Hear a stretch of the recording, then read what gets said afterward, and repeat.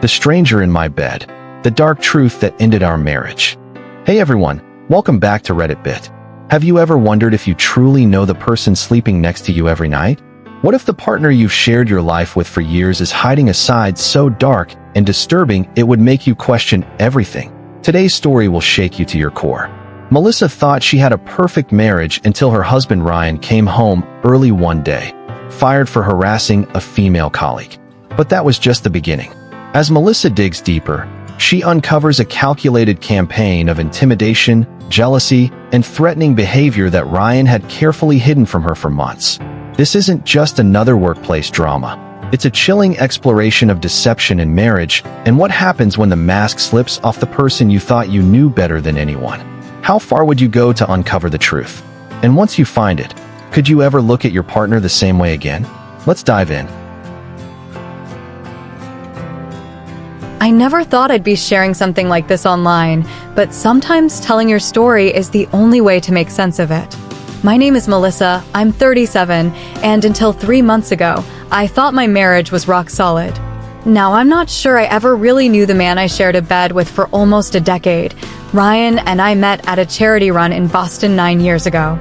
I was working as a physician assistant at Massachusetts General Hospital, and he was a senior software developer at TechVision, one of those innovative startups that was making waves in the financial technology sector. We hit it off immediately.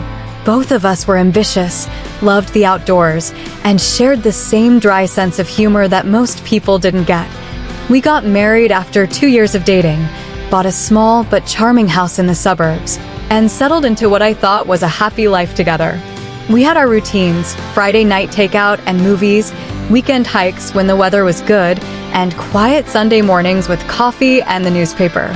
We were trying for kids, though it hadn't happened yet. Still, we were content. At least, I thought we were. Everything changed on a Tuesday in March. I remember it clearly because it was unusually warm for that time of year, and I'd opened all the windows in the house while I worked from home.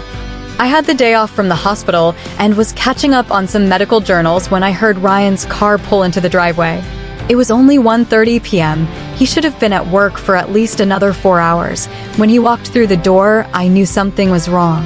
His face was pale, his normally neat appearance disheveled. He still had his laptop bag slung over his shoulder, and he was clutching a manila envelope so tightly his knuckles were white. "Ryan," I stood up, immediately concerned. "What's going on? Are you sick?" He didn't answer right away, just stood in the entryway like he wasn't sure where he was. Finally, he dropped his bag on the floor with a thud. "I got fired," he said, his voice flat. My stomach dropped. Ryan loved his job. He was good at it, respected, and as far as I knew, on track for a promotion. "What? Why? What happened?" I moved toward him, but he took a step back. "They said I was harassing someone," he muttered, still not meeting my eyes. "A coworker." I felt like I'd been slapped. Ryan? Harassing someone? It didn't compute. In 8 years of marriage, I'd never seen him be anything but respectful to everyone he met. "That's ridiculous," I said automatically. There must be some mistake. "Who are they saying you harassed?" He finally looked at me, his eyes hollow. "Lucia. She's a junior developer who joined the team about 6 months ago." The name wasn't familiar. Ryan occasionally mentioned colleagues, but I couldn't recall him ever talking about Lucia. "What exactly are they saying you did?" I pressed, trying to make sense of it all. He shrugged, a gesture so dismissive it caught me off guard. "Sent some emails. Made some comments about her work. It's all blown out of proportion." Something about his tone didn't sit right with me. It was too casual for someone who just lost their job over serious allegations. "Ryan, this is serious. We need to get a lawyer." If there's been a misunderstanding, no lawyers, he cut me off sharply. The company did everything by the book. They had HR, legal, everyone there. "It's done." That response surprised me even more. If he was innocent, why wouldn't he want to fight this? "But if you didn't do what they're saying, I don't want to talk about it anymore." "Mel," he snapped, using the tone he reserved for when he was truly angry, something I rarely heard. "Can I just have a minute to process the fact that I just lost my job?" I backed off, telling myself he was in shock. Of course he needed space. But as the days passed, Ryan's behavior became increasingly concerning. He spent most of his time in his home office with the door closed, allegedly job hunting, though I doubted how much effort he was actually putting into it. He was irritable, distant, and refused to discuss what had happened at TechVision. When I tried to bring it up again over dinner a few days later, he shut me down immediately. "It's over, Melissa. I just want to move on." "But I don't understand what happened," I persisted. "If you're innocent, we should fight this. It could affect your ability to get another job in the industry." He stabbed at his pasta with unnecessary force. "I never said I was completely innocent, okay? I said it was blown out of proportion." That statement hung in the air between us. What exactly was he admitting to? "So you did harass this woman?" I asked, my voice barely above a whisper. "I gave her some constructive criticism about her work," he said defensively. "She took it personally. Then things escalated." "Escalated how?" He pushed his plate away, clearly annoyed. "Can we drop this?" I don't want to relive it. But I couldn't drop it. This wasn't just about Ryan's job. It was about who he was as a person. And the more he refused to talk about it, the more concerned I became. A week after Ryan was fired, I was folding laundry when I found a business card in the pocket of his jeans. It was for an employment attorney. So much for no lawyers. I confronted him about it that evening. "I thought you said you weren't going to see a lawyer," I said, holding up the card. He snatched it from my hand. "I got a consultation, that's all." And he confirmed what I already knew. There's nothing to be done. "Ryan, please," I begged. "Just tell me what happened. I'm your wife. Whatever it is, we can face it together." He looked at me for a long moment, his expression unreadable. "You wouldn't understand," he finally said, and walked away. That night, as Ryan slept beside me, I stared at the ceiling, my mind racing. The man lying next to me suddenly felt like a stranger. And I knew then that I had to find out what really happened, with or without his help. The next morning, I made a decision. If Ryan wouldn't tell me the truth, I'd have to find it myself. I waited until he left for a job interview, his first in 2 weeks, before starting my search. I began in his home office, looking through his desk drawers and filing cabinet. I found nothing unusual until I checked the bottom drawer of the filing cabinet, which was usually locked. Today, miraculously, it wasn't.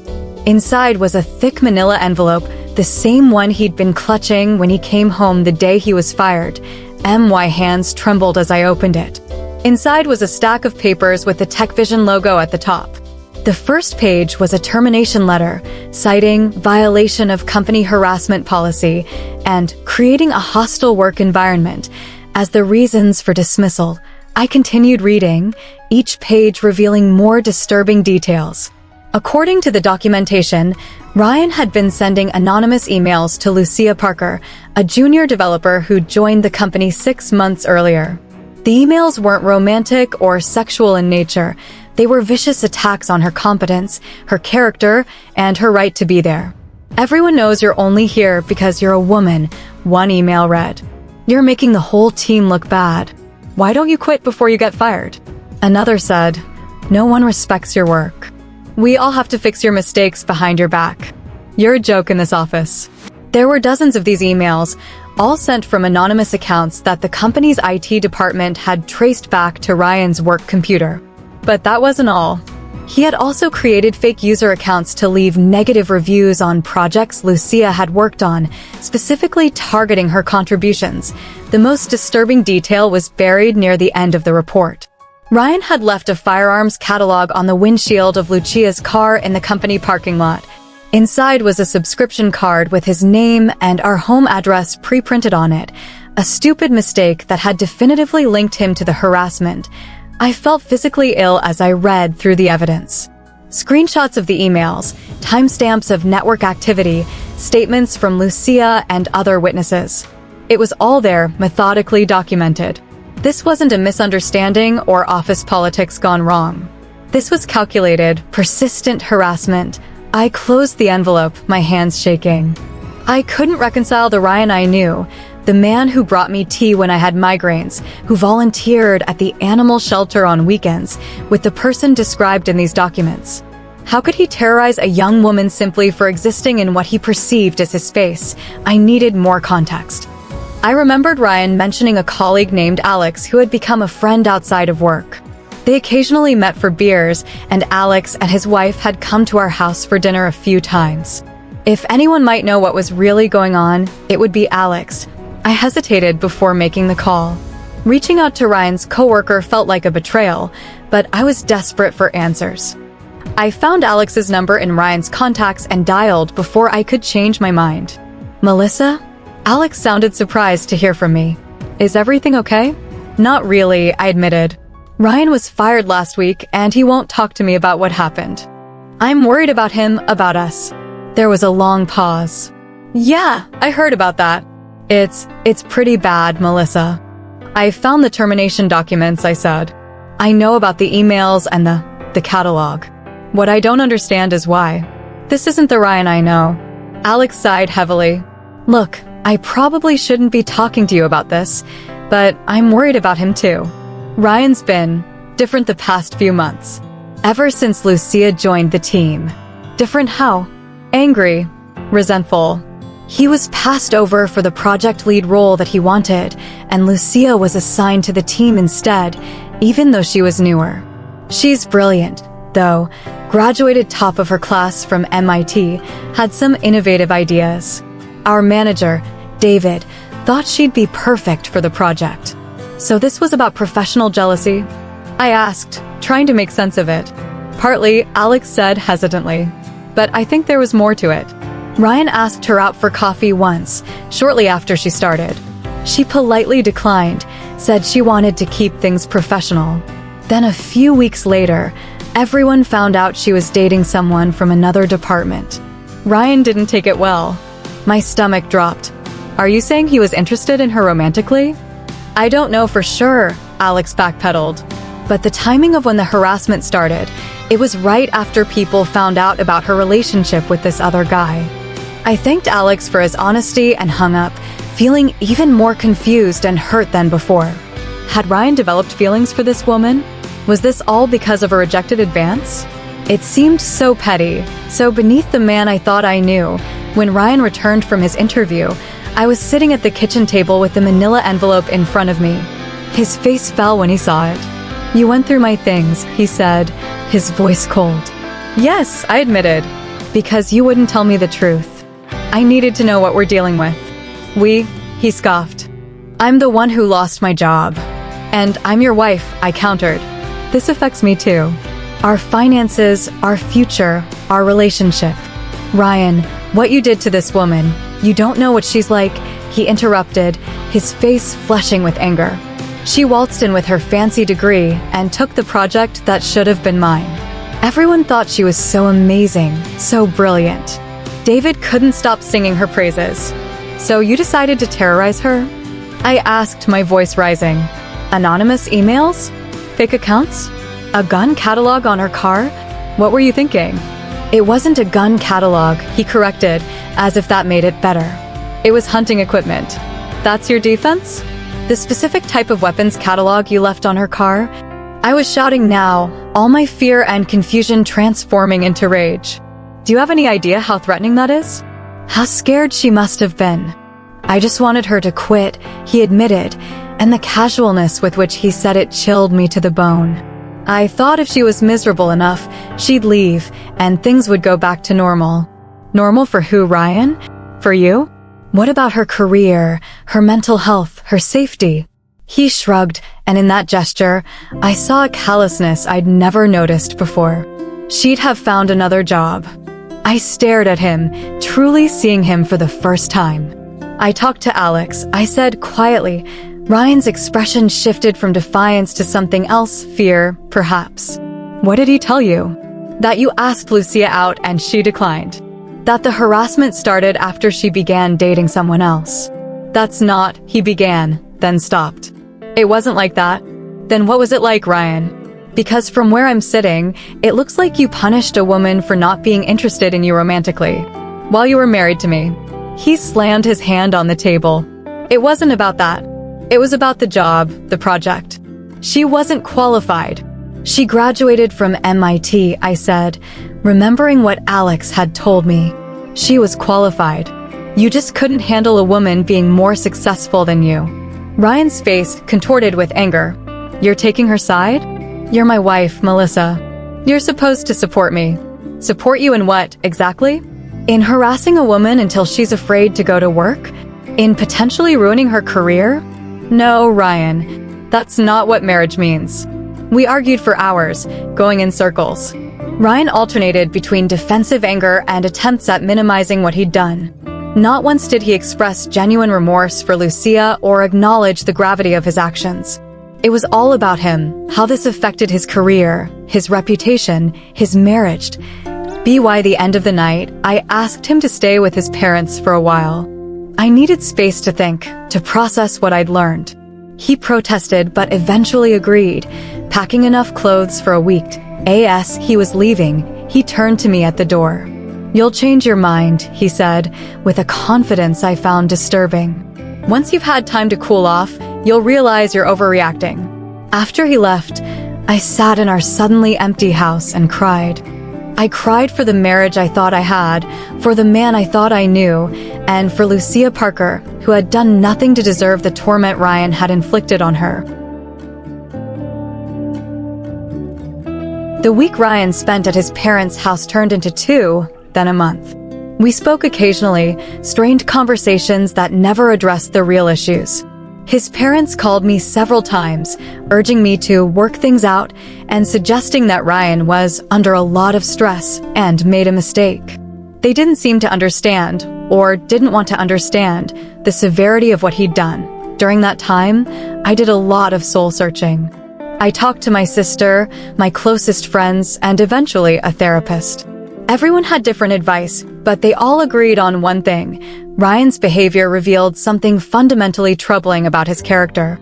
The question isn't whether you can forgive him, my therapist said during one session. It's whether you can ever trust him again. And whether he's truly sorry for his actions or just sorry he got caught. I thought about reaching out to Lucia directly. I even found her on LinkedIn one night.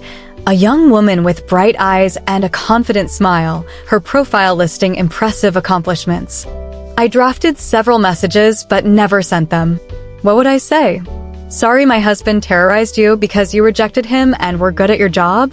There was nothing I could say that would undo the harm Ryan had caused.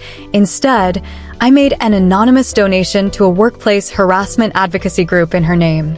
It was a small gesture, but it felt like the right thing to do. After 6 weeks of separation, Ryan asked to meet for coffee. He looked different, thinner, with dark circles under his eyes.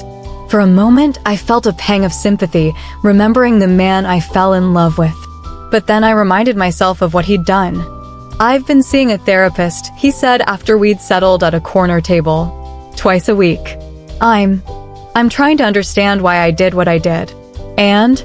I prompted, keeping my voice neutral. It's complicated, he sighed. I was under a lot of pressure at work. I felt like I was being passed over, undervalued. When Lucia came in and got all this attention and praise, something just snapped in me. That's not an explanation, Ryan. Lots of people feel undervalued at work. They don't respond by harassing their colleagues. He nodded, looking down at his coffee. I know that now. My therapist thinks I have some deep-seated issues with rejection and inadequacy. We're working through it. I'm glad you're getting help, I said, and I meant it. But it doesn't change what happened. I want to come home, Mel, he said, reaching for my hand across the table. I miss you. I miss our life together. I promise I'll keep going to therapy. I'll be better. I pulled my hand away gently. I've been doing a lot of thinking too, Ryan. And I don't think I can move past this. The trust is broken. His face fell. You're leaving me? After 8 years of marriage, you're throwing everything away because of one mistake. This wasn't just one mistake, I said firmly. It was a calculated campaign of harassment that lasted months. You terrorized a woman because she rejected you and was good at her job. And when you were caught, you lied to me about it. That's not something I can just get over. So that's it? You're not even willing to try." His voice had an edge to it now, the same tone I'd heard when he talked about Lucia. "I have tried, Ryan. I've spent weeks trying to reconcile the man I married with the person who did these things. And I can't. I've consulted a lawyer. I think we should start divorce proceedings." His expression changed from hurt to anger in an instant. "Fine, if that's what you want. But don't come crying back to me when you realize what you've thrown away." He stormed out of the coffee shop, leaving me alone with my cooling drink and a strange sense of relief. It was the right decision, even if it was painful. The divorce process was surprisingly straightforward. We didn't have children, and Ryan didn't fight me on the division of assets, perhaps knowing he was in the wrong, or perhaps just wanting it over with quickly. I kept our house, he took his car and some personal belongings, and we split our savings. It's been a year now since that day Ryan came home early and told me he'd been fired. Sometimes I still wake up in the middle of the night, wondering how I could have been so blind to who he really was. Were there signs I missed? Red flags I ignored? Or was he just exceptionally good at compartmentalizing, at keeping that dark side hidden from me? I may never know. What I do know is that I'm rebuilding my life, piece by piece. I've focused on my career, taking on a leadership role at the hospital. I've strengthened my friendships and even started dating again, though cautiously. I'm more vigilant now, more attuned to the character of the people I let into my life. As for Ryan, I heard through mutual friends that he finally found another job, though at a much smaller company and in a less senior position. I don't know if he's learned anything from this experience or if he's just gotten better at hiding who he really is. Sometimes I wonder if the man I fell in love with was ever real, or if he was always just a carefully constructed facade. But then I remind myself that it doesn't matter anymore. What matters is that when I discovered the truth, I had the courage to walk away. If there's one thing I've learned from all of this, it's that you never truly know someone completely. We all have parts of ourselves we keep hidden, some harmless, some not. The question is, when those hidden parts are revealed, can you live with what you see? In my case, the answer was no. And despite the pain and upheaval of the past year, I know I made the right decision. Because some betrayals cut too deep, and some revelations change everything. And sometimes, the stranger you're married to is the most dangerous stranger of all. What a devastating journey we've just witnessed together. Let's take a moment to process what happened in Melissa's story. Melissa thought she knew her husband Ryan completely, his character, his values, his very essence. Then in one shocking afternoon, that illusion began to crumble when he came home early, fired for workplace harassment. As she uncovered layer after disturbing layer of his behavior, the anonymous emails, the fake accounts, the hunting catalog left on Lucia's car, she was forced to confront the terrifying reality that she had been sharing her life with someone capable of calculated cruelty. What makes this story so powerful is how it forces us to examine our own relationships. How well do we really know the people closest to us? As Melissa put it, we all have parts of ourselves we keep hidden, some harmless, some not. The question is, when those hidden parts are revealed, can you live with what you see? The red flags were there in hindsight. Ryan's immediate defensiveness, his refusal to fight the termination, his attempts to minimize his actions, and most tellingly, his complete lack of empathy for Lucia. These warning signs are often invisible when we're too close to someone, but they reveal true character in moments of crisis. Melissa showed incredible courage throughout this ordeal. Despite 8 years of marriage and pressure from Ryan's family, she trusted her moral compass and walked away from a relationship that no longer aligned with her values. That's not easy when you've built a life with someone. What would you have done in Melissa's position? Would you have searched for the documents? Would you have given Ryan another chance after therapy? Or would you have walked away like she did? Drop your thoughts in the comments below. I'd love to hear your perspective on this complex situation. That if this story resonated with you, please hit that like button and subscribe to Reddit Bit for more real-life relationship stories that make us question, reflect, and grow. Don't forget to tap the notification bell so you never miss an upload. Remember, sometimes the most important relationship lesson isn't about finding the right person, it's about having the courage to walk away from the wrong one.